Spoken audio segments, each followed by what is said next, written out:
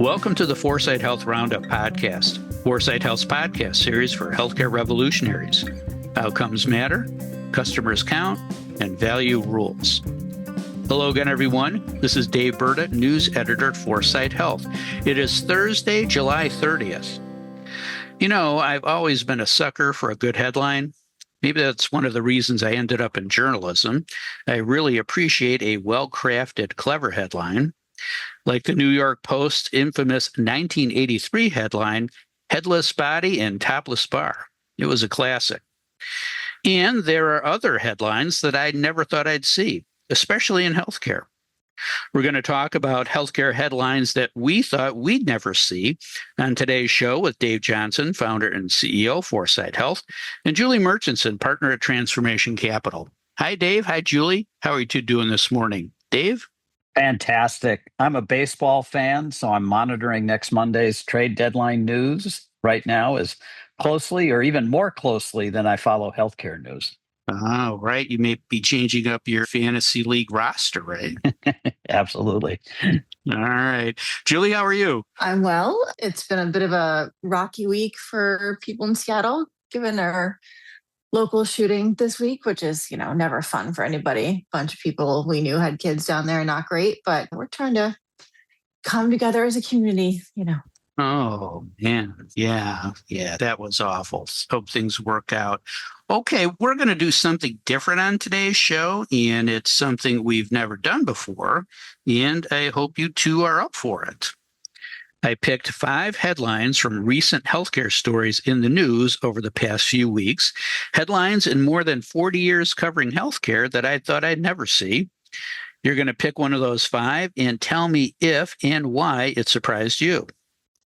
Then you're going to write your own headline for a healthcare story you'd like to see in the next 5 years. Okay, here goes. In no particular order, here are the 5 headlines from actual stories in the news from this past month. Number 1, there are already more U.S. measles cases this year than in all of 2025. Number 2, Kalshi comes for biopharma, with prediction markets for clinical trials and FDA approvals. Number 3, man sues OpenAI for unlicensed practice of medicine. Number 4, Democratic Socialists give new life to Medicare for all. And number 5, GLP-1s can affect how often some people need to take time off work. I guess these drugs are so powerful they can cure absenteeism.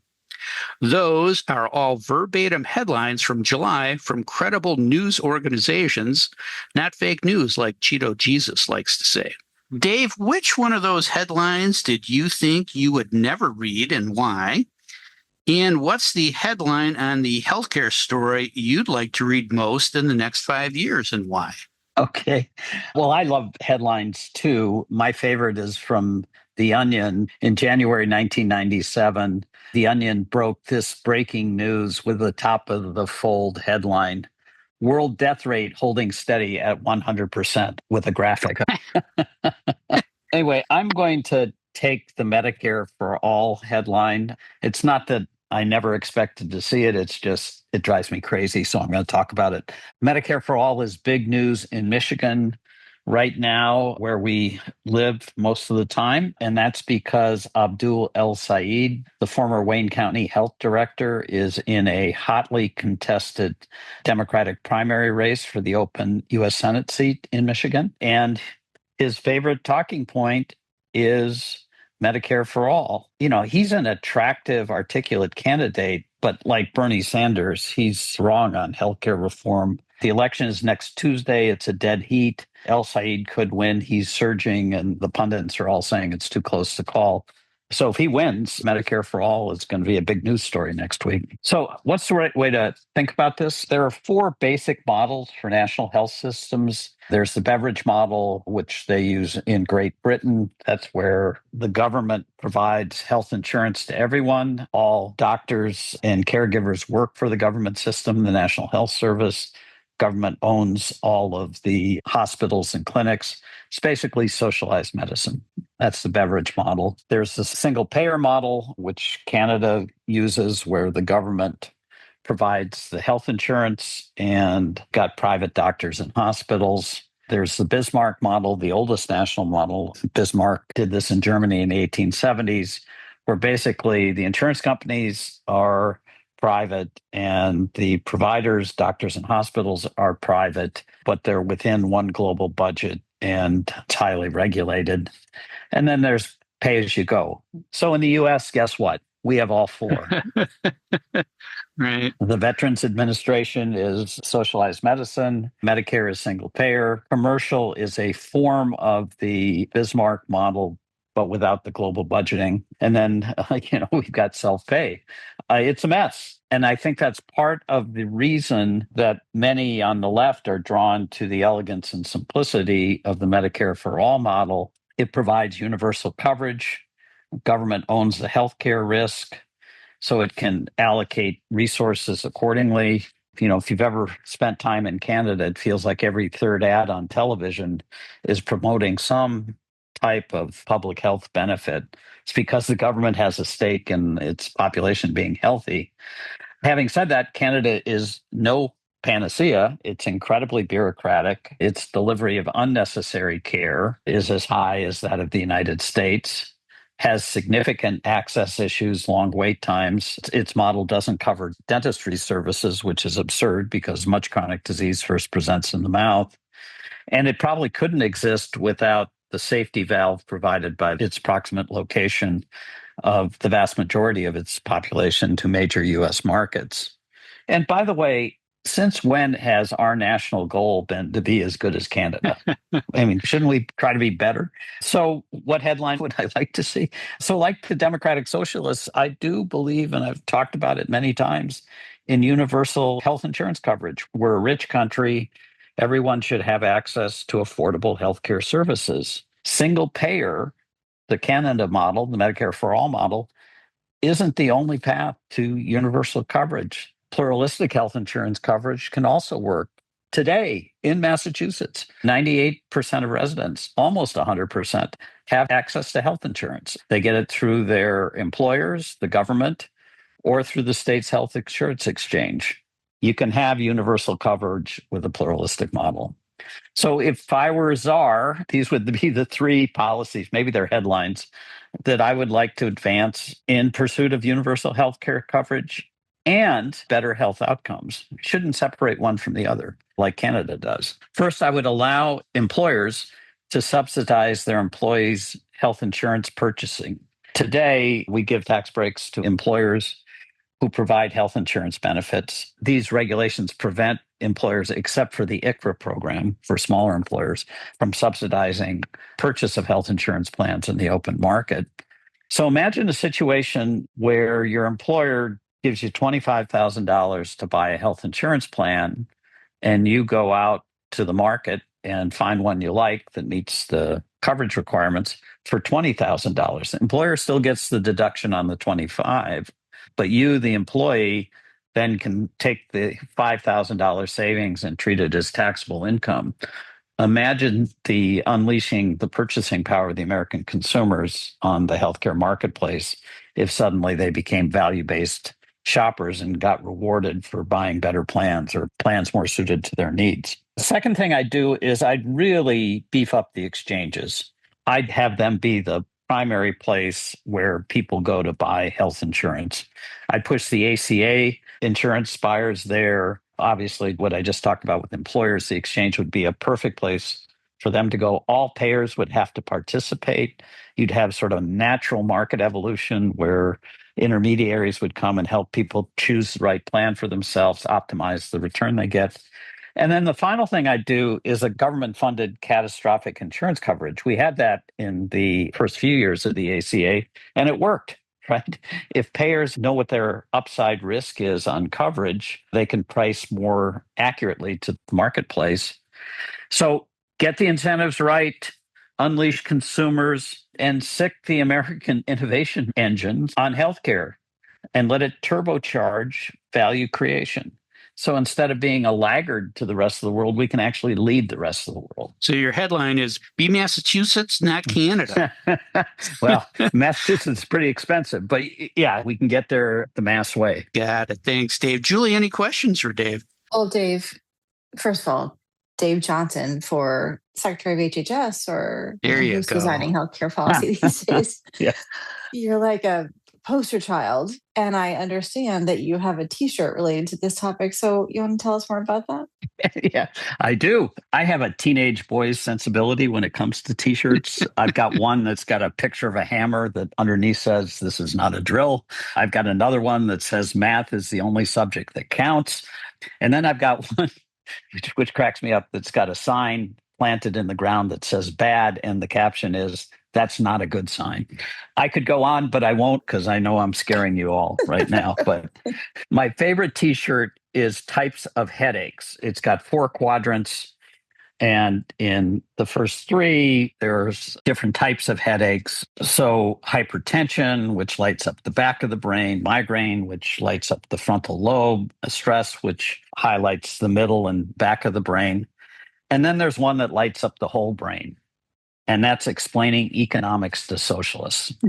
And the theory of socialism is beautiful, right? I mean, everybody contributes according to their ability and takes according to their need. And there are a few virtuous people in the world that actually can live that way. But it's not most of us. In the real world, human beings want to give a little bit less and take a little bit more, which is why you need the incentive system embedded within capitalism to achieve some equilibrium. Designing a system based on socialist economic principles is a recipe for disaster, particularly given all the profiteering and regulatory capture currently baked into the US system. So, I get it. I see why it's attractive. I'd like to be able to think that we'd all be so virtuous, but we aren't. So let's get into the real world. And as I said earlier, get the incentives right, unleash consumerism, just focus the American innovation engine on delivering better healthcare outcomes at lower costs with better customer experience. And if we do that right, we can have universal coverage, we can have lower costs, we can have our cake and eat it too. Dave. Okay, Julie, you're up. Which one of those 5 headlines speaks the loudest about where we are in healthcare today and why? And what's the headline on the healthcare story you'd like to read most in the next 5 years and why? Well, this won't surprise you, but my top pick wasn't clinical. It was about a market. Our relatively new friends at Kalshi, one of the biggest prediction market exchanges in the country or the world, maybe. Mm-hmm. They just started taking bets on phase 3 trial outcomes and FDA approval decisions. Like, wow. And these aren't bets on vibes or analyst guesses. They're contracts that resolve against actual FDA approval letter, the advisory committee vote record, or the pre-registered primary endpoint on clinicaltrials.gov, things I don't even major in. So this is pretty deep. Kalshi definitely seems to know what they're doing here. And within days of launching, they already were taking 6-figure bets. So just sit with that for a second. I mean, it's something. And what it really shows is the entire economics of drug development has run for decades on information asymmetry. Like the sponsor knows more than the market. The market prices the stock on press releases, basically, which, I mean, let's be honest, is like the most favorable spin you could possibly have. And Kalshi and its data partner are explicitly selling this as the fix. It's live, public, continuously updated probability scores that exist completely outside of company communications. And their own language calls it an incentive-aligned external estimate meant to sharpen capital allocation decisions. So they're not messing around. This is definitely, signaling more business infrastructure than it is kind of individual betting. So I'm blown away and impressed by this. I think the provocative part is it is kind of this shadow analyst core. It's pricing pipelines in real time, whether, a company invited anyone to do this or not. And it's definitely raising red flags. Bioethicists and trial researchers are flagging potential for insider trading, and they worry about things like, recruitment behavior, which is already very difficult, and investigator conduct, because money's going to be riding on this, and there'll be a real outcome that affect real people, which is pretty major. And for right now, I think it seems like Kalshi's anticipated some of these red flags. Of course, they're not stupid. And their answer for now is guardrails. They're only going to do this for late stage trials where markets, the market for this doesn't open until enrollment closes. No early stage, activity. So they're being what I think is pretty conservative, by design. But it's interesting. Like, if I'm the leader of one of these companies, I just have to ask myself, like, if the betting market can produce a more transparent, faster updating signal on your asset that's going through the FDA process and the odds, if the market can do this better than your IR team, then why were you being so silent about it in this interim period in the beginning? Like, what's the point? So it's very, very interesting. So that's my analysis there. What I would say is my ideal headline would be totally different. It would be, and Dave, this one's for you. Every US hospital and health plan publishes real comparable prices, and consumers actually use them to shop. Wouldn't that be glorious? Amen Wow. to that.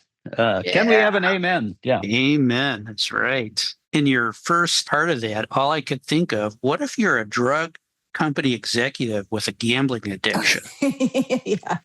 Yes. This is going to be Conflict of interest. A real test. That's great, Julie. Thank you. Dave, any questions for Julie? Probably what I worry about is more of a structural issue, which is how the FDA sort of manages its process for which drugs go through and which don't. I mean, essentially, the way it works is the FDA determines efficacy and then essentially grants monopoly pricing power to the manufacturer that comes up with the drug. And then it's off to the races, and, they're copycat drugs and so on and so forth. So if Kalshi is doing this right, what they're really doing is predicting FDA behavior. But what if that FDA behavior in and of itself is counterproductive? We've got a mismatch in the marketplace mechanism to get transparency, accuracy, better prediction, with what we ultimately want to achieve in society. Have you thought about that at all? You're really predicting FDA behavior, and what if that behavior is sort of off base from the start? Kalshi's existence shouldn't actually impact like how the FDA does what it does. But what you're saying is, over time, could it? Or it's just another example of how healthcare takes perfectly rational economic concepts and turns them upside down. Yeah, totally. The information asymmetry that Kalshi is highlighting is rampant throughout our industry. So the question for me is, like, how long does it take them to start to really like untangle or threaten some of the bastardized economic models we have and bring, shed light on them, right? So that's interesting. This is just the beginning. And this is actually probably a really easy one because of how regulated FDA processes are, right? Yeah. So as I say, I like it. And you're right. My concern really has nothing to do with Kalshi. It just, will Kalshi sort of magnify the negative impact of the model we already have in place? Yeah. Yeah, I like it. Mm-hmm. Well, here's one. Before we went on, I was scrolling through the news. Here's a headline that I thought I'd never see. The last of Bennigan's in Illinois is thriving in Elgin as it turns 50. Stop. Yeah, Bennigan's. No. Right? We used to call those Fern bars, right? Now let's talk about other big healthcare news that happened this week. Julie, what else happened that we should know about? Well, in the leaders moving on circle, Jaewon Ryu has left Verizon as its first founder and built something that is really, I think impressive, has some legs, and he should be really proud of his accomplishments. So Verizon must be growing up. I saw that too. Thank you. Dave, what's your big healthcare news of the week? Well, since we're doing headlines, I'm going to give you my favorite headline for the week, on top of all the ones that you saw, which came from New York Times guest opinion series. This teen took on a $10 trillion industry We Might All Be Healthier. Gets your interest, doesn't it? It's basically about a young man, Bryce Martinez, who discovered when he was 16 and had heart pains that they were caused by type 2 diabetes and fatty liver disease. Not a story that's unheard of in the United States. Here's what's new, though. 2 years later, he's teamed up with the big litigation firm, Morgan & Morgan, to sue 11 big food companies for subjecting him to highly processed foods and getting him addicted. They're, using a class action lawsuit to go after the bad behavior of big food. The model is the tobacco model. Who knows? Pretty interesting, right? Wow. I love that. That's something to watch. That's interesting. Thanks, Dave. And thanks, Julie. That is all the time we have for today. If you'd like to learn more about the topics we discussed on today's show, please visit our website at foresightshealth.com.